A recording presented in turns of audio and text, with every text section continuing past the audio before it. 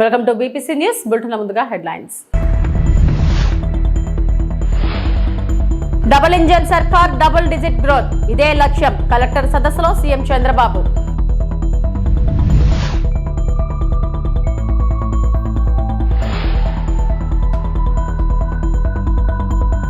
Mega DSC తుది ఎంపిక జాబితా విడుదల.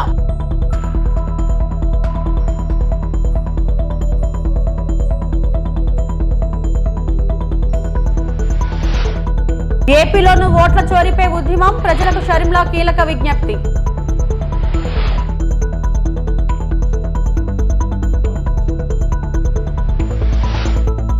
ఓవైపు అభివృద్ధి చేస్తూనే మరోవైపు సంక్షేమ కార్యక్రమాలు కొనసాగిస్తామని ఏపీ సీఎం చంద్రబాబు అన్నారు.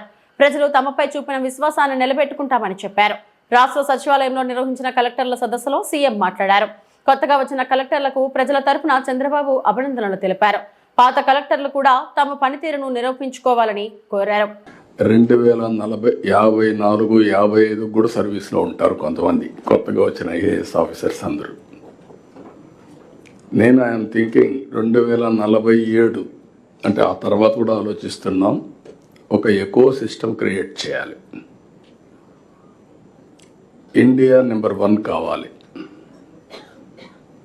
ప్రధానమంత్రి నరేంద్ర మోడీ గారు వచ్చిన తర్వాత 11వ ఆర్థిక వ్యవస్థ 4వ అతిపెద్ద ఆర్థిక వ్యవస్థగా తయారైంది. ఒకప్పుడు అమెరికా అంటే భూతం కింద చూసేవాళ్ళం, పెద్ద బ్రదర్ అని. ఇప్పుడు అమెరికా కూడా మనతోనే సమానంగా చూస్తున్నాం. ఇచ్చిపుచ్చుకునే ధోరణికి వచ్చాం. అది రావడానికి కారణం మీరందరూ గుర్తుపెట్టుకుంటే, మనకు స్వాతంత్రం వచ్చి దగ్గర 75 సంవత్సరాలు అయిపోతుంది. 77 సంవత్సరాలు అవుతా ఉంది. ఇంకొక 22 మైక్ కరెక్ట్గా చూసుకో. ఇంకొక 22 సంవత్సరాల్లో 100 సంవత్సరాలు మనం పూర్తి చేసుకుంటున్నాం. నేను కూడా చాలా చూశాను రాజకీయాల్లో. నిన్న మొన్న చూస్తే ఐఏఎస్ ఆఫీసర్లు, ఐపీఎస్ ఆఫీసర్లు చూస్తే వాళ్ళు పుట్టిన సంవత్సరమే నేను సీఎంగా ఉన్నా. అవన్నీ చూసినప్పుడు I had a great experience in this country. Rayalaseema రాళ్లసీమగా మారిపోతుంది, ఎడారిగా మారిపోతుంది, ఎవరు కాపాడలేరు అన్న రోజులు కూడా. అయితే ఈరోజు జరిగే పరిణామాలు చూసిన తర్వాత ఒక నిర్దిష్టమైన ఆలోచనతో మనం ముందుకు పోతే ఏదైనా సాధిస్తామనేది నా ప్రగాఢమైన విశ్వాసం. ఈ దేశంలో ఎవ్వరూ ఆలోచించినప్పుడు విజన్ 2020 తయారు చేశాం. దానికంటే ముందు మీరు ఒక్కసారి గుర్తుపెట్టుకోవాల్సింది 1991 కంటే ముందు. మెగా డిఎస్సి తుది ఎంపిక జాబితాను మంత్రి లోకేష్ విడుదల చేశారు. డిఎస్సి అధికారిక వెబ్సైట్లో తుది ఎంపిక జాబితాను పొందుపరిచారు. ఉపాధ్యాయ ఉద్యోగులకు ఎంపికైన అభ్యర్థులకు ఈ నెల 19న సీఎం చంద్రబాబు చేతుల మీదుగా నియామక పత్రాలు అందించనున్నట్లు పాఠశాల విద్యాశాఖ కార్యదర్శి కోన శశిధర్ తెలిపారు. అత్యంత పారదర్శకంగా ఎంపిక ప్రక్రియ నిర్వహించినట్లు వివరించారు. ఛార్జ్ తీసుకున్న తర్వాత చేసిన తొలి సంతకం డిఎస్సి నోటిఫికేషన్ మీద, అలాగే మా మంత్రివర్యులు నారా లోకేష్ గారు కూడా చేసిన తొలి సంతకం డిఎస్సి పర్మిట్ చేస్తూ వారు ఉత్తర్వులు ఇవ్వటము. 1 సంవత్సర కాలంగా మనం చేస్తున్న ఈ ప్రక్రియ ఈరోజు ఎంతో విజయవంతంగా కంప్లీట్ చేసుకొని ఈరోజు మంత్రి గారి చేతుల మీదుగా ఈ ఫైనల్ సెలెక్షన్ లిస్ట్ ఇప్పుడే రిలీజ్ చేయటం జరిగింది. దీనిలో 16,347 పోస్టులకు కాను మనం నోటిఫికేషన్ ఇవ్వటం జరిగింది. 10 మేనేజ్మెంట్స్ అంటే గవర్నమెంటు, జిల్లా పరిషత్తు, ఇలా రకరకాల మేనేజ్మెంట్సు, 6 డిపార్ట్మెంట్స్కి సంబంధించిన ఈ 16,347 పోస్టులకు గాను నోటిఫికేషన్ ఇచ్చి ఎంతో పారదర్శకంగా ఈ ప్రక్రియ మొత్తం కూడా ముగించినందుకు చాలా సంతోషంగా ఉంది. ముందుగా మరి ఇంత చక్కటి అవకాశం ఇచ్చినందుకు ముఖ్యమంత్రి గారికి అలాగే మంత్రివర్యులకు ఇద్దరికీ నా మనస్ఫూర్తిగా ధన్యవాదాలు తెలియజేస్తున్నాను. మరి ఎన్నడూ లేని విధంగా ఎంతో ప్రతి విషయంలో చాలా పారదర్శకంగా ఉంటూ డిపార్ట్మెంట్ మొత్తం ఇటు కింద స్థాయి డియు ఆఫీస్ సిబ్బంది నుంచి పైన కమిషనరు, గవర్నమెంటల్ సెక్రటరియట్లో పనిచేసిన సిబ్బంది అందరినీ కూడా మనస్ఫూర్తిగా నేను అభినందిస్తున్నాను. కర్ణాటక, మహారాష్ట్ర, బీహార్లో ఇప్పటికే ఓట్ల చోరీపై ఉద్యమాలు చేస్తున్న కాంగ్రెస్ పార్టీ ఇప్పుడు ఏపీలోనూ అదే తరహా ఉద్యమానికి సిద్ధమవుతుంది. అయితే ఇందుకోసం ముందుగా ఓట్ల చోరీకి నిరసనగా ప్రజల నుంచి సంతకాల సేకరణ చేపట్టాలని నిర్ణయించింది. ఈ మేరకు పిసిసి చీఫ్ వై షర్మిల ఇవాళ కీలక ప్రకటన చేశారు. కాంగ్రెస్ పార్టీ చేపడుతున్న ఈ ఉద్యమానికి ప్రజలు పెద్ద ఎత్తున మద్దతునివ్వాలని షర్మిల కోరారు. అందరికీ నమస్కారం. ఓటు హక్కుని కాపాడడం కోసం ఒక పోరాటం చేయాల్సిన అవసరం వచ్చింది.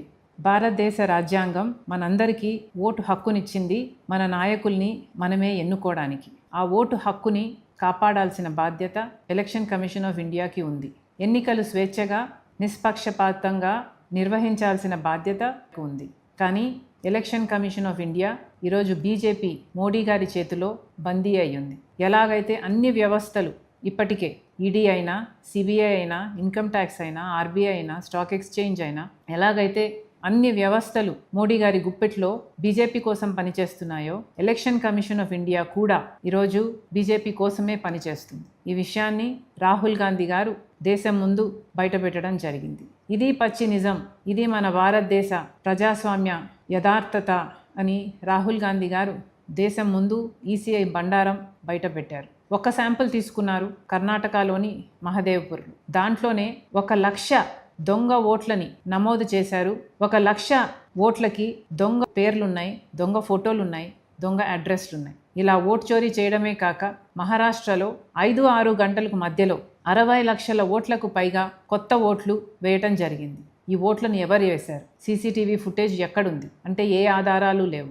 అలాగే గత 5 సంవత్సరాలుగా ఎన్ని ఓట్లయితే నమోదయ్యాయో ఎలక్షన్లకు ముందు 5 నెలల్లోనే 1 కోటి ఓట్లకు పైగా అంతకంటే ఎక్కువ నమోదయ్యాయి. మరి ఇది అన్యాయం కాదా? ఇది ఓటు చోరీ కాదా? ఎలక్షన్ కమిషన్ వాళ్ళ బీజేపీకి వ్యతిరేకంగా ఉన్న ఓట్లని తొలగించడం అయితేనేమి, లేక దొంగ ఓట్లు బీజేపీకి అనుకూలంగా వేసేవారి పేర్లను చేర్చడం అయితేనేమి, ఇలా ఓటు చోరీకి పాల్పడుతుంది ఎలక్షన్ కమిషన్ ఆఫ్ ఇండియా. ఈరోజు ఎలక్షన్ కమిషన్ ఆఫ్ ఇండియా కూడా బీజేపీ ఎలక్షన్ ఏజెంట్గా పనిచేస్తుంది. వీటి మీద పోరాటం చేయాల్సిన అవసరం ఉంది. అందుకే రాహుల్ గాంధీ గారి నాయకత్వంలో కాంగ్రెస్ పార్టీ ఈరోజు మన ప్రజాస్వామ్యాన్ని, మన రాజ్యాంగాన్ని కాపాడుకోవాల్సిన అవసరం ఉంది. కాబట్టి ఈ పోరాటాన్ని ఎత్తుకున్నాం. దీనికి మీ మద్దతు కూడా కావాలి, మీ సంతకం కూడా కావాలి. మాతో కలిసి పోరాటం చేయాలని, మన ప్రజాస్వామ్యాన్ని, మన రాజ్యాంగాన్ని కాపాడుకోవాలని మనస్ఫూర్తిగా ప్రార్థిస్తున్నాం. పశ్చిమ గోదావరి జిల్లా నరసాపురం వశిష్ఠ గోదావరిలో పంటు ప్రయాణం ప్రమాదకరంగా మారింది. రేవు దాట అంటే ప్రయాణికులు ప్రాణాలను అరచేతిలో పెట్టుకుని పంటు ఎక్కాల్సిన పరిస్థితి నెలకొంది. రాష్ట్రంలోనే నరసాపురం మాధవాయిపాలెం రేవు అతిపెద్దది. ఈ రేవు గుండా కోనసీమ జిల్లా సకినేటిపల్లి రేవుకు నిత్యం వేలాది మంది పంటులపై గోదావరి దాటుతుంటారు. మనుషులతో పాటు కార్లు, లారీలు వంటి పెద్ద వాహనాలు కూడా ఈ పంటులపైనే రేవులు దాటుకుంటాయి. ఇంత కీలకమైన ఈ పంటుల నిర్వహణ ఇటీవల అనేక విమర్శలకు దారితీసింది. 4 రోజుల క్రితం ప్రయాణికులతో వస్తున్న సమయంలో ఇంజన్లో సాంకేతిక లోపం తలెత్తనుంది. ఆ సమయంలో కొంతమంది ప్రయాణికులు ఆందోళన చెంది ఆర్తనాదాలు చేశారు. వెంటనే దాన్ని మరో పంట సాయంతో దరికి తీసుకొచ్చారు. దీంతో ప్రయాణికులంతా ఊపిరి పీల్చుకున్నారు. ఇది మరొక ముందే ప్రయాణికులతో వెళుతున్న మరో పంటు ఓ పక్కకు ఒరిగిపోయింది. ఆ సమయంలో కూడా కొంతమంది ప్రయాణికులు భయాందోళనకు గురై కేకలు వేశారు. దీనికి కారణం అధిక లోడుతో వెళ్లటమే అన్న వాదన వినిపిస్తుంది. 5 ఏళ్ల క్రితం పాపికొండల సమీపంలో లాంచీ ప్రమాదం జరిగినప్పుడు ప్రభుత్వం కొన్ని కఠిన నిబంధనలను అమల్లోకి తీసుకొచ్చింది. రాత్రి సమయంలో నీటిపై రాకపోకలు జరపకూడదని, నదిలో నడిచే బోటు, పడవలు, పంటు వాటికి లైసెన్సులు తప్పనిసరి నిబంధనలు అమల్లోకి తీసుకొచ్చింది. వీటితో పాటు నడిపే డ్రైవర్కు లైసెన్సు నిబంధనలు అమలు చేసింది.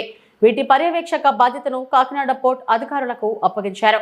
అయితే నర్సాపురం రేవుపై అధికారుల పర్యవేక్షణ లేదన్న వాదనలు వినిపిస్తున్నాయి.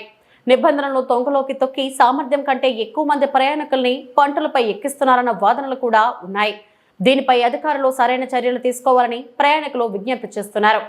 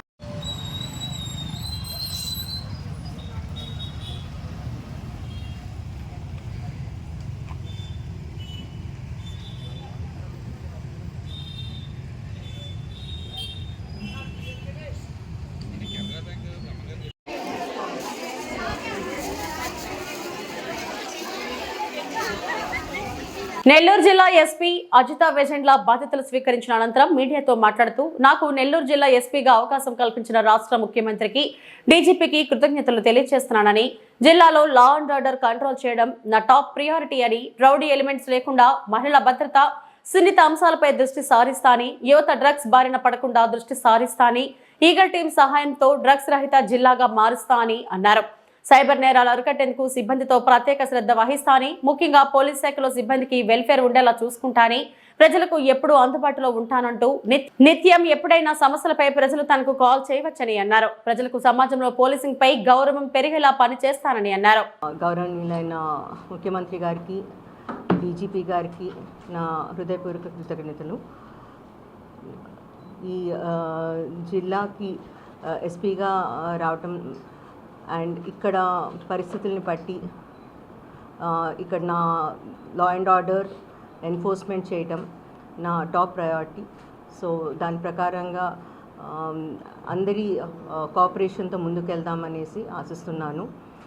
ముఖ్యంగా ప్రతి చోట లా అండ్ ఆర్డర్ ఎన్ఫోర్స్మెంట్కి ముఖ్యంగా కావాల్సింది మన రౌడీ ఎలిమెంట్స్ కంట్రోల్ చేయటము అండ్ క్రైమ్ అగెయిన్స్ట్ విమెన్ జరగకుండా చూసుకోవటము, sense of safety and security అందరిలోనూ ఉండటం చూసుకోవాలి. సో దానికోసం పోలీస్ డిపార్ట్మెంట్ తరఫున మొత్తం టీంతో ఎఫిషియెంట్గా వర్క్ చేసేట్టుగా కంపల్సరీ కృషి చేస్తాను. ఇంపార్టెంట్లీ ఇక్కడ యువత ఎటువంటి డ్రగ్స్ వంటి వాటిలోకి వెళ్లకుండా enforcement both supply and demand side control చేయడానికి మేము అన్ని రకాలుగా కృషి చేస్తాము. మీకు తెలిసింది ఈగల్ అనే ఒక ప్రత్యేక బృందం కూడా రాష్ట్రం తరపున పోలీస్ డిపార్ట్మెంట్లో ఏర్పాటు చేయడం జరిగింది. సో మనం డిస్ట్రిక్ట్లో కూడా చాలా ఇంపార్టెన్స్ ఇచ్చి డ్రగ్ ఎన్ఫోర్స్మెంట్ సరిగా చేస్తాము. సెకండ్ థింగ్, ఇంపార్టెంట్లీ ఈ మధ్య cyber crime and financial frauds ఇవి రెండు చాలా ఎక్కువ అవుతున్నాయి. సో స్పెషల్ టీమ్స్ పెట్టుకొని మా టెక్నికల్ కేపబిలిటీని కూడా పెంచుకొని మా టీం అందరినీ కూడా మంచిగా ట్రైన్ చేసుకొని వాటన్నిటినీ ట్రాక్ చేసేట్టుగా అండ్ మంచిగా ఇన్వెస్టిగేట్ చేసేట్టుగా చూస్తాము. అండ్ డిటరెన్స్ కూడా ఉండేట్టుగా స్టెప్స్ తీసుకుంటాము. మోస్ట్ ఇంపార్టెంట్లీ మా స్టాఫ్ మా personal well being and mental health is very important. Police పర్సనల్కి కావాల్సినట్టుగా అన్ని రకాలుగా వెల్ఫేర్ కార్యక్రమాలు కూడా చూసుకుంటాము. నూతన బాధ్యతలు చేపట్టిన జిల్లా ఎస్పీ విద్యాసాగర్ నాయుడు. కృష్ణా జిల్లా మచిలీపట్నం నూతన ఎస్పీగా బాధ్యత చేపట్టిన వాసన విద్యాసాగర్ నాయుడు ఇటీవల జరిగిన ఐపీఎస్ బదిలీల భాగంగా అన్నమయ్య జిల్లా నుండి కృష్ణా జిల్లా మచిలీపట్నంకు వచ్చిన వాసన విద్యాసాగర్ నాయుడు సోమవారం మధ్యాహ్నం 12:24 ఛార్జ్ షీట్ పై సంతకం చేసి బాధ్యతలు స్వీకరించారు. తదుపరి మీడియా మిత్రులతో ప్రెస్ మీట్ ఏర్పాటు చేశారు. ఈ సందర్భంగా ఆయన మాట్లాడుతూ నేడు ఎదుర్కొంటున్న గంజాయిపై ప్రత్యేక నిఘా ఏర్పాటు చేసి దృష్టి సారించడం జరుగుతుందన్నారు.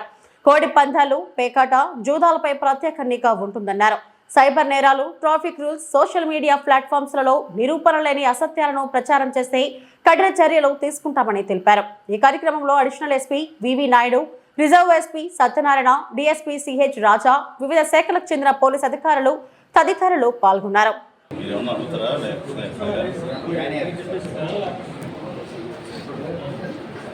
అందరికీ నమస్కారం.